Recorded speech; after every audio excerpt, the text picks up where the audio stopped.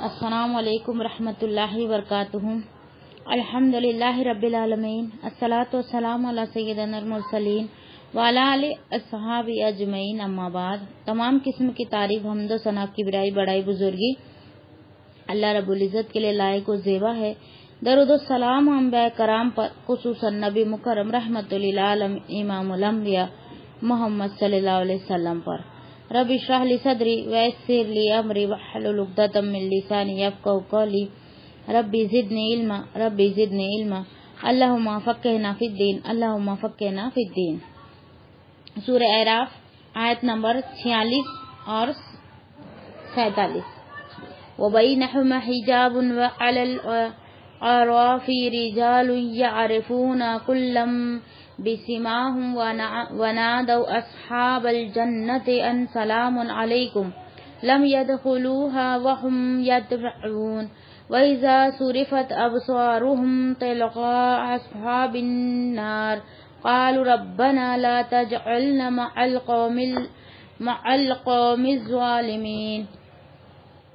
اس کا ترجمہ کچھ اس طرح ہے، اور ان دونوں کے درمیان ایک آڑ ہوں گی، اور اس کی بلندیوں پر کچھ مرد ہوں گے جو سب کو ان کی نشانی سے پہچانیں گے، اور جنت والوں کو آواز دیں گے کہ تم پر سلام ہے۔ وہ اس میں داخل نہ ہوئے ہوں گے، وہ طمع رکھتے ہوں گے، اور جب ان کی نگاہیں آگ والوں کی طرح پھیری جائیں گی تو کہیں گے، اے ہمارے رب، ہمیں ظالم لوگوں کے ساتھ مت کر۔ جنت اور جہنم کے درمیان ایک دیوار حائل ہوں گی، جسے قرآن کریم میں سور سے تعبیر کیا گیا ہے۔ اس کے اندر کی طرف اللہ کی رحمت اور جنت ہوں گی، اور باہر کی طرف جہنم اور اس کا عذاب۔ اسی حجاب کو اعراف کہا گیا ہے، جو حرف کے جمع ہے، جس کا اطلاق ہر اونچی جگہ پر ہوتا ہے۔ اس لیے اعراف سے مراد جنت اور جہنم کے درمیان کی دیوار کی اونچی جگہ ہے۔ یہ وہ لوگ ہوں گے جن کی نیکیاں اور برائیاں برابر ہوں گی۔ یہ لوگ اہل جنت اور اہل جہنم سب کو ان کی نشانیوں سے پہچان لیں گے، اور ان لوگوں کو سلام کریں گے جن کو جنت کی بشارت دی جا چکی ہوں گی۔ ابھی ان میں داخل نہیں ہوئے ہوں گے، لیکن اس کی خواہش اس کے دلوں میں کروٹ لے رہی ہوں گی۔ اصحاب اعراف جب جہنمیوں کی طرف نظر اٹھا کر دیکھیں گے تو ان جہنمیوں کو پہچان لیں گے جنہیں دنیا میں انہوں نے کفر و شرک اور اللہ سے بغاوت اور سرکشی کرتے ہوئے دیکھا تھا۔ تمہارے خوف کے جہنم کے عذاب سے اللہ کی پناہ مانگتے ہوئے پکار اٹھیں گے، اے ہمارے رب، ہمیں ظالم لوگوں کے ساتھ جہنم میں نہ داخل کر۔ یہ اعراف جو سورہ اعراف ہے، تو یہ ایک نشاندہی کے لیے اس کا نام رکھا گیا ہے اعراف۔ اعراف کا مطلب ہے دیوار کے ہوتے ہیں وہ جس کے اعمال برابر ہوں گے، جیسا جس کی نیکیاں اور گناہ دونوں برابر ہوں گے، تو اس کو وہ لوگ اعراف والی دیوار پر کھڑے رہیں گے، اعراف والی دیوار پر کھڑے رہیں گے، اور وہ جہنم کی طرف دیکھیں گے تو پناہ مانگیں گے، اور اگر جنت کی طرف دیکھیں گے تو وہ اس کے خواہش مند ہوں گے۔ پھر اللہ رب العالمین ان کو معاف کر کے ان کو جنت میں داخل کر دیں گا۔ پھر آگے ہے وَنَادَى أَصْحَابُ الْأَعْرَافِ رِجَالًا يَعْرِفُونَهُم بِسِيمَاهُمْ قَالُوا مَا أَغْنَىٰ عَنكُمْ جَمْعُكُمْ وَمَا كُنتُمْ تَسْتَكْبِرُونَ هَٰؤُلَاءِ الَّذِينَ أَقْسَمْتُمْ لَا يَنَالُهُمُ اللَّهُ بِرَحْمَةٍ ادْخُلُوا الْجَنَّةَ لَا خَوْفٌ عَلَيْهِمْ وَلَا أَنْتُمْ تَحْزَنُونَ۔ سورہ اعراف آیت نمبر 48 اور 49۔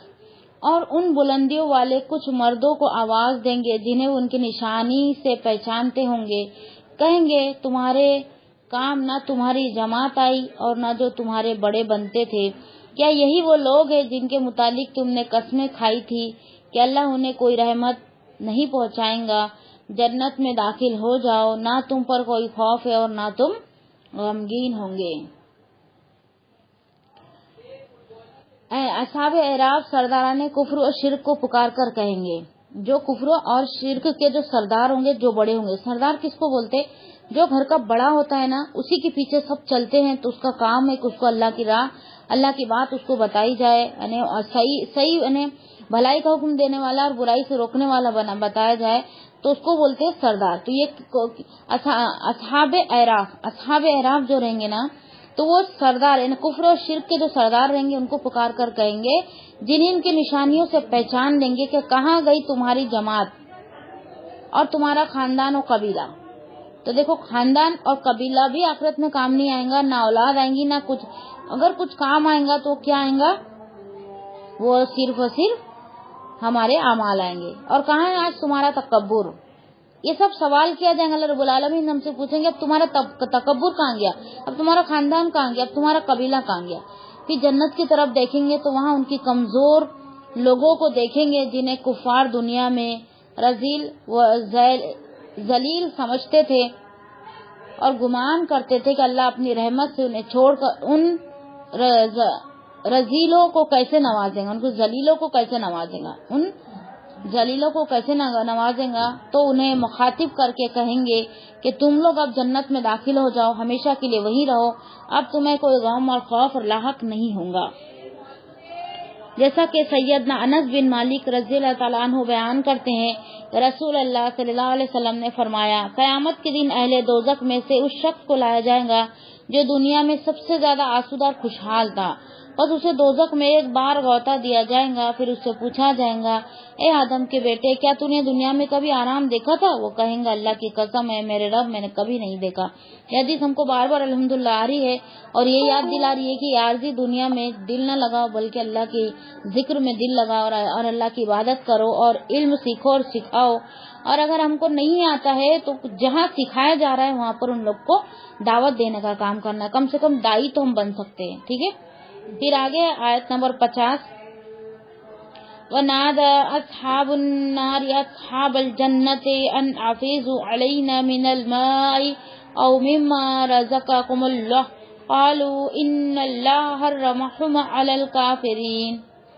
اور آگ والے جنت والوں کو آواز دیں گے کہ ہم پر کچھ پانی بہا دو یا اس میں سے کچھ جو اللہ نے تمہیں رزق دیا ہے۔ وہ کہیں گے بے شک اللہ نے یہ دونوں چیزیں کافروں پر حرام کر دی ہے۔ جب جہنم والے جہنم میں چلے جائیں گے، جنت والے جنت میں چلے جائیں گے، تو جہنم والے جنت والے کو بولیں گے تھوڑا سا پانی ہم پر بہا دو، تو ان لوگ کیا جواب دیں گے کہ اللہ نے تمہیں رزق دیا ہے۔ وہ کہیں گے بے شک اللہ نے یہ دونوں چیزیں کیا ہے، کافروں پر حرام کر دی ہے۔ اس سے مقصود اہل جہنم کی انتہائی رسوائی بیان کرنا ہے کہ دنیا میں تو کمزور مسلمانوں کو ذلیل و حقیر سمجھتے تھے اور کہتے تھے کہ اللہ تعالی ہمیں چھوڑ کر انہیں کیوں کر اپنی رحمت سے نوازیں گا، لیکن اب حال یہ ہے کہ اپنی انتہائی بے بسی کے عالم میں جنتیوں کو پکاریں گے اور مکمل عاجز و انکسار کے ساتھ ان سے کہیں گے کہ ہمیں اس پانی میں سے تھوڑا سا دے دو، تو اللہ نے بطور رحمت تمہیں عطا کیا ہے تاکہ ہم لوگ آگ کی تپش اور پیاس کی شدت سے نجات پائے، یا تمہیں جو کھانے اور پینے کی اشیاء ملی ہے ان میں سے کچھ دے دو۔ تو جنتی کہیں گے اللہ نے ان دونوں چیزوں کو جہنمیوں پر حرام کر دیا ہے۔ جنت میں جو بھی چیز رہیں گی وہ جہنم والوں کے لیے کیا آئیں گے، حرام رہیں گی۔ تو جہنم والے کتنے بھی گر گرائیں گے اور کتنے بھی قریبی رشتہ دار رہیں گے، چاہے ماں رہے، چاہے بیٹی رہے، چاہے کوئی بھی رہے، تو جنت والے جہنم والے کو کچھ بھی نہیں دیں گے۔ جہنمیوں نے اللہ کے دین کو کھیل اور مذاق بنا لیا تھا اور دنیا اور اس کے زیب اور زینت میں پھنس کر آخرت سے غافل ہو گئے تھے۔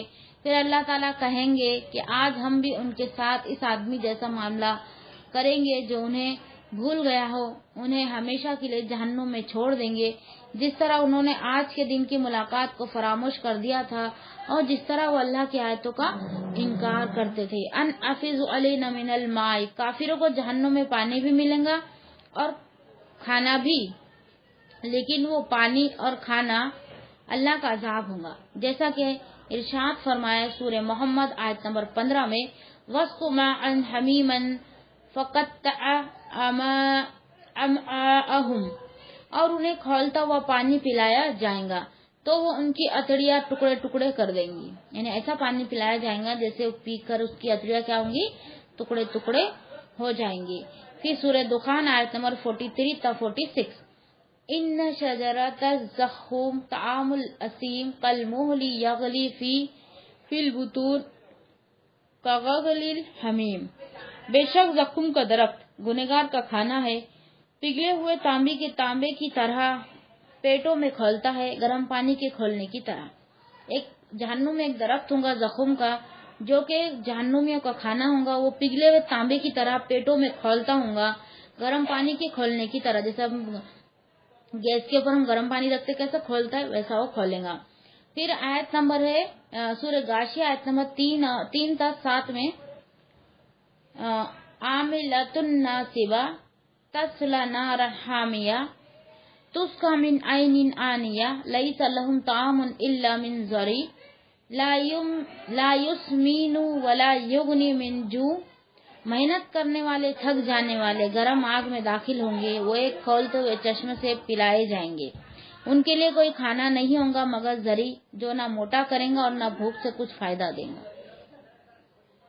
وہ ایسا کھانا ہوگا نہ ان کو کچھ بھی اس سے فائدہ نہیں ہوگا۔ دیکھو آج دنیا میں ہم کھاتے تو وہ کچھ نہ کچھ فائدہ ہم کو دیتا ہی ہے، ایسا کہیں نہ کہیں ہم کو طاقت ملتی ہے، تو ویسا ہی جہنم کا کھانا ایسا ہوگا جو کہ ان کو موٹا بھی نہیں کرے گا اور ان کو بھوک میں کچھ فائدہ بھی نہیں دے گا، مطلب بھوک ان کی مٹیں گی بھی نہیں، وہ کھاتے جائیں گے ان کی بھوک مٹیں گی نہیں۔ اور یا او مما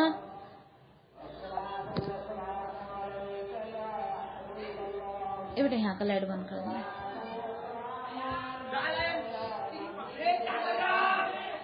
جہنمیوں کے برعکس اہل جنت دائمی نعمتوں میں عیش کر رہے ہوں گے، انہیں پانی بھی ملے گا اور عمدہ سے عمدہ کھانا بھی ملے گا۔ کیا نہیں ملے گا؟ پانی بھی ملے گا اور عمدہ سے عمدہ کھانا بھی ملے گا۔ جیسا کہ ارشاد فرمایا سورہ محمد آیت نمبر 15 میں، مثل الجنت التی اعید المتقون فیہا انہار من ماء غیر آسن وانہار من لبن لم یتغیر طعمہ۔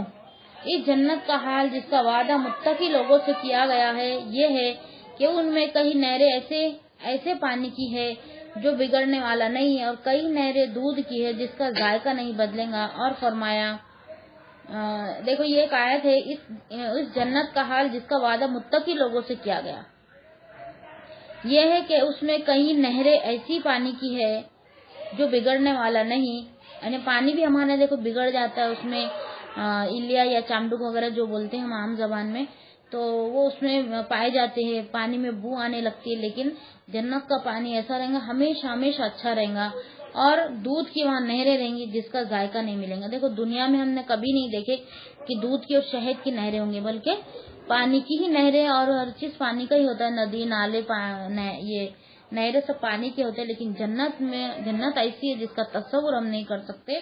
اس کے اندر کیا ہے؟ اس کے اندر شہد اور دودھ کی نہریں ہوں گی۔ اور سورہ حج آیت نمبر 50 میں فرمایا وَالَّذِينَ آمَنُوا وَعَمِلُوا الصَّالِحَاتِ لَهُم مَغْفِرَةٌ وَرِزْقٌ کریم۔ سورہ حج آیت نمبر 50۔ تو وہ لوگ جو ایمان لائے، انہوں نے نیک عمل کیے، ان کے لیے سراسر بخشش اور باعزت رزق ہے۔ قالوا ان اللہ حرمہم علی الکافرین۔ جنت کی نعمتیں کافروں کو کبھی نہیں ملیں گی۔ جنت کی نعمتیں تو خالص طور پر مومنوں کے لیے ہوں گی، خالص طور پر یعنی خاص طور پر کس کے لیے ہوں گی؟ مومنوں کے لیے ہوں گی۔ مطلب مومن کا مطلب کیا ہے؟ ایمان والا ہونا چاہیے، یعنی رائے کے دانے کے برابر بھی ایمان رہے گا تو اللہ رب العالمین اس کو جنت میں داخل کر دیں گا۔ تو ایمان اگر صحیح ہوگا تو ہی ہم جنت کو پا سکتے، جیسا کہ ارشاد فرمایا سورہ اعراف آیت نمبر 32 میں قل من حرم زینۃ اللہ التی اخرج لعباده والطیبات من الرزق قل هی للذین آمنوا فی الحیاۃ الدنیا خالصۃ یوم القیامہ کذالک نفصل الآیات لقوم یعلمون۔ تو کہے کس نے حرام کی اللہ کی زینت جو اس نے اپنے بندوں کے لیے پیدا کی، اور کھانے پینے کی پاکیزہ چیزیں؟ کہہ دے یہ چیزیں ان لوگوں کے لیے جو ایمان لائے دنیا کی زندگی میں بھی ہے، جبکہ قیامت کے دن ان کے لیے خالص ہوں گی۔ اسی طرح ہم آیات کو ان لوگوں کے لیے کھول کر بیان کرتے ہیں جو جانتے ہیں۔ اللہ رب العالمین نے کھول کھول کر ہم کو ہمارے لیے آیتیں بیان کی ہے تاکہ ہم جان لیں کہ اس کا حکم کیا ہے۔ تو ہم کو کیا کرنا پڑے گا؟ قرآن ختم کرنے کی جلدی نہیں کرنا پڑے گا، بلکہ ہم کو بار بار اسی آیت کو پڑھ کے سمجھنا پڑے گا کہ اللہ رب العالمین کا اس میں حکم کیا ہے۔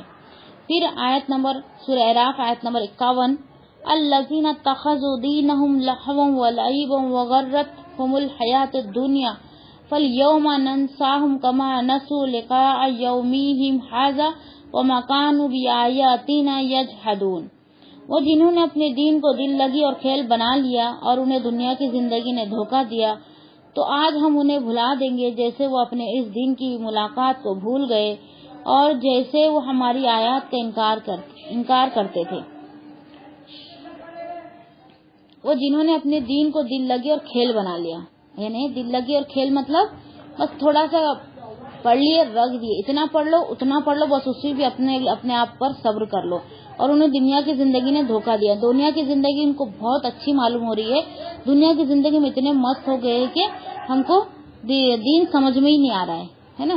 تھوڑا سا 15-20 منٹ بھی ہم قرآن اللہ پاک کی کتاب کے لیے ہم نہیں نکال رہے، تو آج ہم انہیں بلا دیں گے جیسے وہ اپنے اس دن کی ملاقات کو بھول گئے۔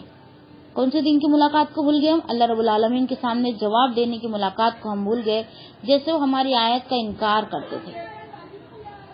سیدنا ابو ہریرہ رضی اللہ تعالیٰ عنہ بیان کرتے ہیں کہ رسول اللہ صلی اللہ علیہ وسلم نے فرمایا، اللہ تعالیٰ قیامت کے دن بندے سے فرمائیں گا، کیا میں نے تیری عزت افزائی نہیں کی تھی؟ کیا میں نے تجھے سردار نہیں بنایا تھا؟ کیا میں نے تجھے بیوی نہیں دی تھی؟ کیا میں نے گھوڑے اور اونٹ تیرے لیے مسخر نہیں کر دیے تھے اور تجھے چھوڑ نہیں دیا تھا کہ تو عزت وقار کے ساتھ جس طرح چاہے کھائے اور پیے؟ بندہ عرض کرے گا، ہاں یہ سب کچھ درست ہے۔ تب اللہ تعالیٰ فرمائیں گے، کیا تجھے یقین تھا کہ تو ایک دن میرے ساتھ ملاقات کرے گا؟ بندہ جواب دے گا، نہیں میرے پروردگار مجھے یقین نہیں تھا۔ تو اللہ تعالیٰ فرمائیں گا کہ آج میں بھی تجھے بھلا دوں گا جس طرح تو نے مجھے بھلا دیا۔ یعنی دنیا میں اگر ہم اللہ تعالیٰ کو بھول جائیں گے اور بھلا بیٹھیں گے تو اللہ تعالیٰ قیامت کے دن ہم کو بھول جائیں گا۔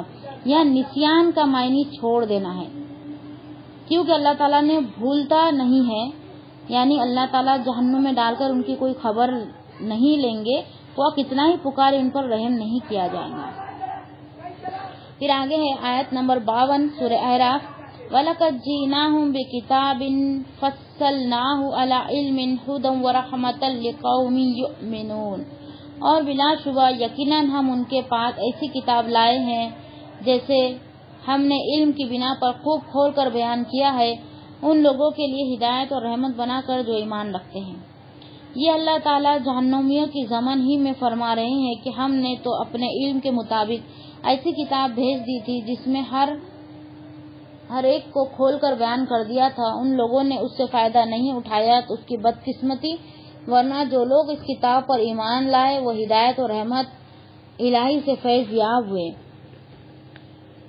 یعنی ہر چیز کی ہم کو کامیابی مل جائیں گی اگر اللہ رب العالمین کی کتاب پر ہم غور فکر کر کے ہم کیا کریں گے، علم کو لوگوں تک پہنچائیں گے۔ اگر ہم علم کو لوگوں تک اگر پہنچائے تو ہم کو دنیا کی مشقت نہیں کرنا پڑے گا، روزے خود بخود ہمارے پیچھے چلی آئیں گی، سب کچھ اللہ رب العالمین دے دیں گا۔ ہم کو آخرت کے لیے محنت کرنا ہے، کیونکہ اللہ رب العالمین نے فرمایا دنیا آخرت کی کھیتی ہے، جو ہی بوئیں گے وہی کاٹیں گے۔ وَلَقَدْ جِئْنَاهُمْ بِكِتَابٍ فَصَّلْنَاهُ عَلَى عِلْمٍ، فَصَّلْنَاهُ کے معنی یہ ہے کہ ہم نے قرآن مجید کی آیات و احکام کو علیحدہ بیان کیا ہے۔ اس آیت کے معنی کی تائید ہوتی، فرمایا الف لام را کتاب حکیمت آیاتہ ثم فصلت عین لدن حکیم خبیر۔ سورہ ہود آیت نمبر 1۔ الف لام را ایک کتاب ہے جس کی آیات محکم کی گئی، پھر انہیں کھول کر بیان کیا گیا نیک کمال حکمت والے کی طرف سے جو پوری خبر رکھنے والا ہے۔ ہدا یہ کتاب دنیا کے تمام انسانوں کے لیے ہدایت ہے۔ اور ارشاد فرمایا سورہ بقرہ آیت نمبر 185 میں، شہر رمضان الذی انزل فیہ القرآن ھدی للناس، رمضان کا مہینہ وہ ہے جس میں قرآن اتارا گیا جو لوگوں کے لیے سراسر ہدایت ہے، ورحمۃ لقوم یؤمنون۔ ارشاد فرمایا ان فی ذلک لرحمۃ وذکر لقوم یؤمنون۔ سورہ عنکبوت آیت نمبر 51۔ بے شک اس میں یقیناً ان لوگوں کے لیے بڑی رحمت اور نصیحت ہے جو ایمان لاتے۔ اور فرمایا وَنُنَزِّلُ مِنَ الْقُرْآنِ مَا هُوَ شِفَاءٌ وَرَحْمَةٌ لِلْمُؤْمِنِينَ۔ سورہ بنی اسرائیل آیت نمبر 82۔ اور ہم قرآن میں سے تھوڑا تھوڑا نازل کرتے ہیں جو ایمان والوں کے لیے سراسر شفا اور رحمت ہے۔ ہم قرآن میں سے تھوڑا تھوڑا نازل کرتے ہیں جو ایمان والوں کے لیے سراسر شفا اور رحمت ہے۔ پھر آگے ہے سورہ اعراف آیت نمبر 53 اور 54۔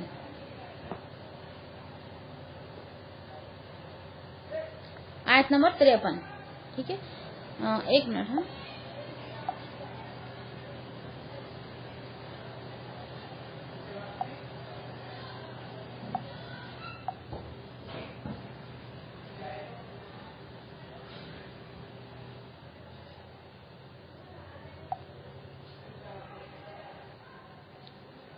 هل ينظرون إلا تأويله يوم يأتي تأويله يقول الذين نسوه من قبل قد جاءت رسول ربنا بالحق فهل لنا من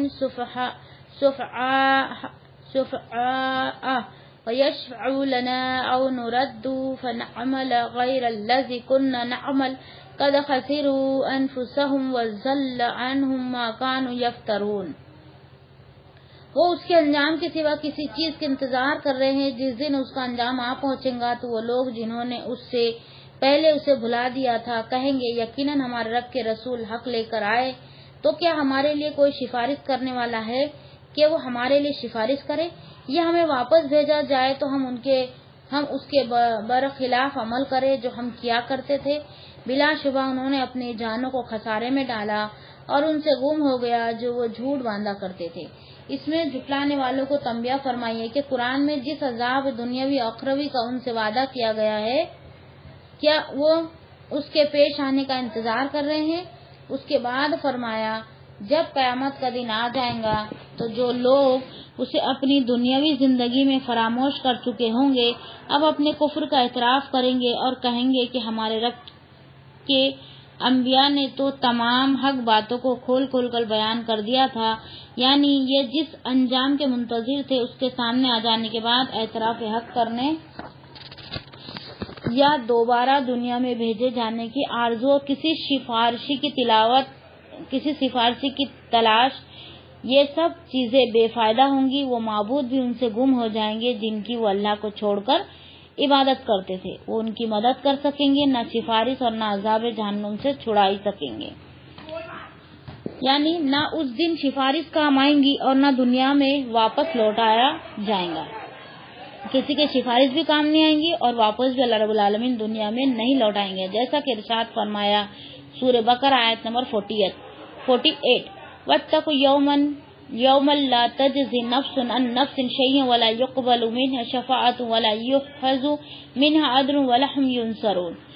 اور اس دن سے بچو جب نہ کوئی جان کسی جان کے کچھ کام آئیں گی اور نہ اس سے کوئی سفارش قبول کی جائیں گی اور نہ اس سے کوئی فدیہ لیا جائے گا اور نہ اس کی مدد کی جائے گی۔ اس دن سے بچو جب نہ کوئی جان کسی جان کے کچھ کام آئے گا، کوئی کسی کے کام نہیں آئے گا، کوئی کتنا بھی قریبی رشتہ دار کیوں نہ ہو، اور نہ اس سے کوئی سفارش قبول کی جائیں گی، کوئی بھی سفارش اللہ رب العالمین کے سامنے کسی کی بھی نہیں کر سکے گا۔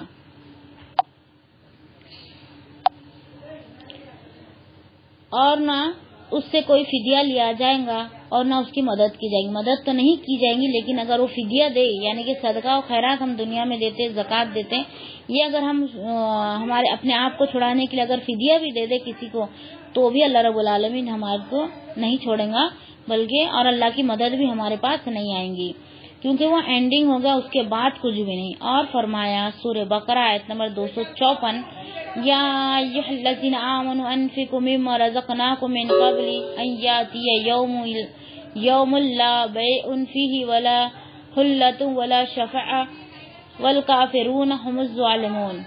اے لوگوں جو ایمان لائے ہو اس میں سے خرچ کرو جو ہم نے تمہیں دیا ہے، اور اس سے پہلے کہ وہ دن آئے جس میں نہ کوئی خرید و فروخت ہوں گی اور نہ کوئی دوستی اور نہ کوئی سفارش، اور کافی لوگ ہی ظالم ہیں۔ اور ارشاد فرمائے سورہ انعام آیت نمبر 27 اور 28، وَلَوْ تَرَىٰ إِذْ وُقِفُوا عَلَى النَّارِ فَقَالُوا يَا لَيْتَنَا نُرَدُّ وَلَا نُكَذِّبَ بِآيَاتِ رَبِّنَا وَنَكُونَ مِنَ الْمُؤْمِنِينَ بل بدا لهم ما كانوا يخفون من قبل ولو ردوا لعادوا لما نهوا عنه وانهم لكاذبون۔ اور کاش تو دیکھے جب وہ آگ پہ کھڑے کیے جائیں گے تو کہیں گے اے کاش ہم واپس بھیج دیے جائے اور اپنے رب کی آیت کو نہ جھٹلائے اور ایمان والوں میں سے ہو جائے، بلکہ ان کے لیے ظاہر ہو گیا جو وہ اس سے پہلے چھپاتے تھے، اور اگر انہیں واپس بھیج دیا جائے تو ضرور پھر وہی کریں گے جس سے انہیں منع کیا گیا تھا، اور بلا شبہ وہ یقیناً جھوٹے ہیں۔ کفار کی افتراء پردازیوں کی فہرست بڑی طویل ہے۔ ان میں سے بعض کا ذکر قرآن مجید میں ہے، جیسا کہ اولاد کو قتل کرنا اور بعض جانوروں پر ذبح کے وقت اللہ کا نام نہ لینا، اپنے شریکوں کی نظر و نیاز کرنا وغیرہ وغیرہ۔ یعنی بڑے گناہوں کی جو لسٹ ہے وہ تو بہت بڑی ہے، لیکن اس میں یہاں پہ کچھ بیان کیے گئے، ٹھیک ہے۔ اور ارشاد فرمایا سورہ انعام آیت نمبر 137 اور 138، كذلك زينا لكثير من المشركين قتل أولادهم شركاؤهم ليردوهم وليلبسوا عليهم دينهم ولو شاء الله ما فعلوا فذرهم وما يفترون وقالوا هذه أنعام وحرث حجر لا يطعمها إلا من نشاء بزعمهم وأنعام حرمت ظهورها وأنعام لا يذكرون اسم الله عليه افتراء عليه سیجزیہم بما کانوا یفترون۔ اور اسی طرح بہت سے مشرکوں کے لیے اپنی اولاد کو مار ڈالنا ان کے شریکوں نے خوشنما بنا دیا تاکہ انہیں ہلاک کرے اور تاکہ ان پر ان کا دین خلط ملط کرے، اور اگر اللہ چاہتا تو ایسا نہ کرتے، پس چھوڑ انہیں اور جو وہ جھوٹ باندھتے تھے، اور انہوں نے کہا یہ چوپائے اور کھیتی ممنوع ہے، انہیں ان کے سوا کوئی نہیں کھائیں گا جسے ہم چاہیں گے ان کے خیال کے مطابق، اور کچھ چوپائے ہیں جن کی پیٹیں حرام کی گئی ہے، اور کچھ چوپائے ہیں جن پر وہ اللہ کا نام نہیں لیتے، اس پر جھوٹ باندھتے ہوئے عنقریب انہیں ان کی جزا دیں گا جو وہ جھوٹ باندھتے تھے۔ اور فرمایا سورہ مائدہ آیت نمبر 103 میں ما جعل اللہ من بحیرۃ ولا سائبۃ ولا وسیلۃ ولا حام ولکن الذین کفروا یفترون علی اللہ الکذب واکثرهم لا یعقلون۔ اللہ نے نہ کوئی کان پھٹی اونٹنی مقرر فرمائی ہے، اور نہ کوئی سانڈ چھٹی ہوئی، اور نہ کوئی اوپر تلے بچے دینے والی مادہ، اور نہ کوئی بچوں کا باپ اونٹ، اور لیکن وہ لوگ جنہوں نے کفر کیا اللہ پر جھوٹ باندھتے ہیں اور ان کے اکثر نہیں سمجھتے۔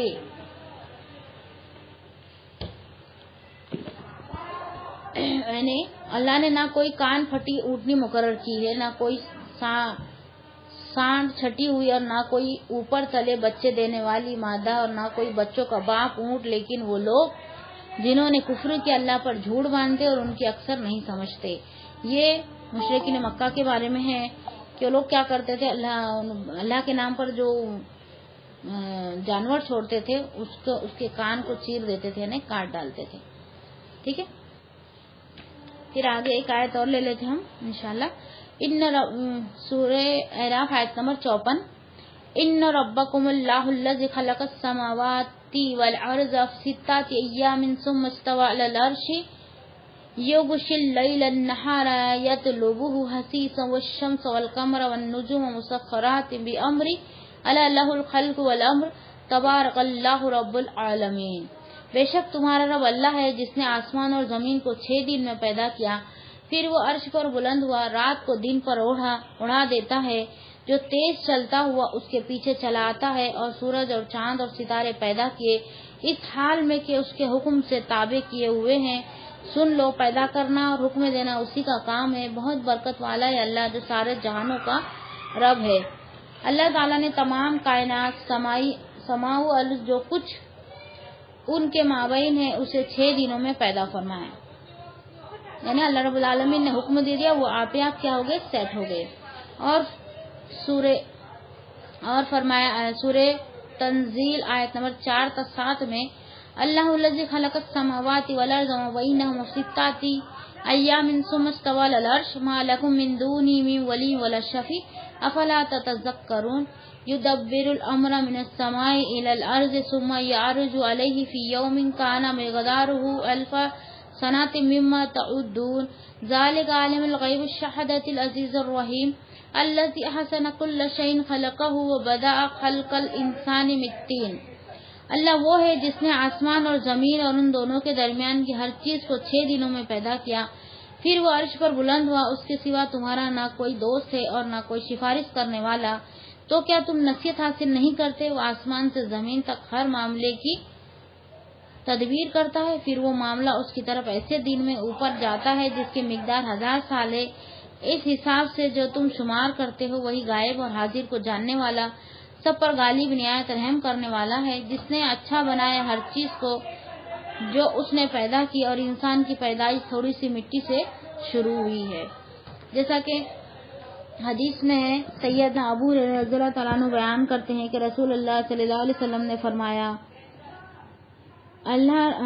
کہ میرا ہاتھ پکڑ اور فرما، اللہ نے مٹی کو ہفتے کے دن پیدا کیا اور اس میں پہاڑوں کو اتوار کے دن پیدا کیا، درختوں کو اس میں پیر کے دن پیدا کیا، بری چیزیں یعنی ظلمت اور تاریکی وغیرہ کو منگل کے دن، اور نور یعنی اعلیٰ و پاکیزہ چیزوں کو بدھ کے دن، جاندار چیزوں کو جمعرات کے دن پیدا کر کے اس میں پھیلا دیا، اور آدم علیہ السلام کو آخری مخلوق کے طور پر جمعے کے دن کی آخری گھڑیوں میں عصر اور رات کے درمیان کی کسی گھڑی میں پیدا فرمایا تھا۔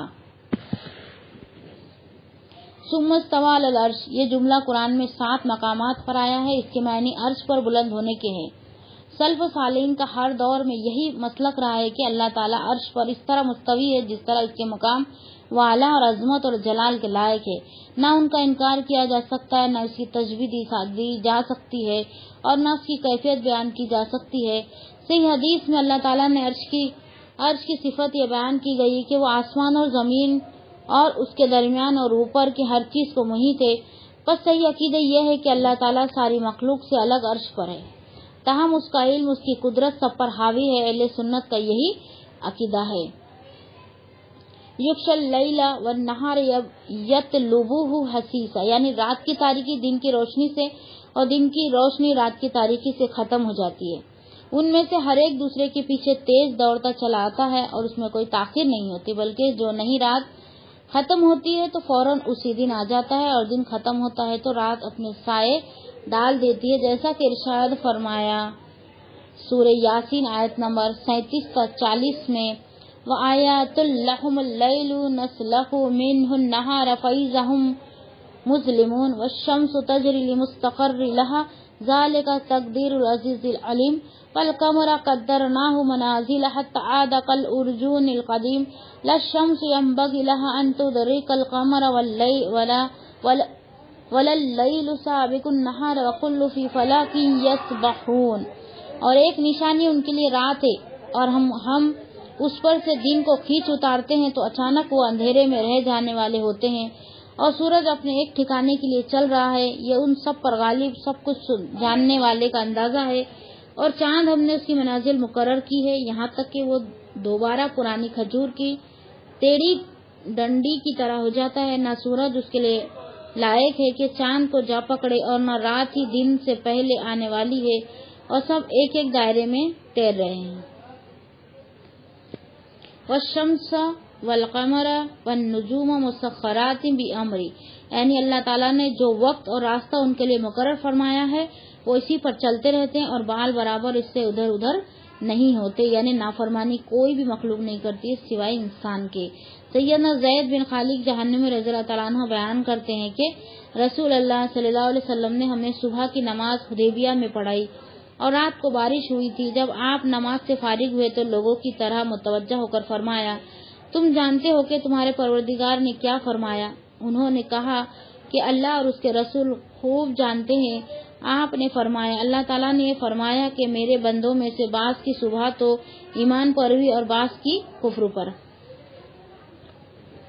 جس نے یہ کہا یہ بارش ہم پر اللہ تعالیٰ کی رحمت اور اس کے رزق، اس کے فضل سے ہوئی ہے، تو ستارے کی بارش برسانے کا منکر ہوا اور مجھ پر ایمان لایا، اور جس نے کہا کہ بارش فلاں ستاروں کی گردش کی وجہ سے ہوئی، تو اس نے میرے ساتھ کفر کیا اور ستارے پر ایمان لایا۔ یعنی ہر ایک چیز کیا ہوتی ہے؟ اللہ کے حکم سے ہوتی ہے، اور کسی سے بھی نہیں ہوتی۔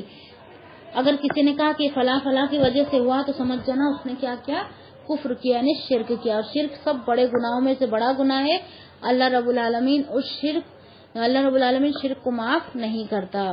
یعنی جس طرح خلق پیدا کرنے میں اس کا کوئی شریک نہیں، اسی طرح حکم بھی اسی کا ہے، کوئی دوسرا اس میں شریک نہیں، خواہ تقوینی حکم ہو جو ساری کائنات میں چلتا ہے، یا تشریعی یعنی شریعت کا قانون جو اس نے اپنے بندے کو ایک حد تک اختیار دے کر دیا ہے، اور جس پر عمل کے مطابق جنت یا جہنم کی سزا یا جزا یا سزا ملیں گی، جیسا کہ ارشاد فرمایا سورہ بنی اسرائیل آیت نمبر 111، وَقُلِ الْحَمْدُ لِلَّهِ الَّذِي لَمْ يَتَّخِذْ وَلَدًا وَلَمْ يَكُنْ لَهُ شَرِيكٌ فِي الْمُلْكِ وَلَمْ يَكُنْ لَهُ وَلِيٌّ مِّنَ الذُّلِّ وَالْكَبِيرُ تَكْبِيرًا۔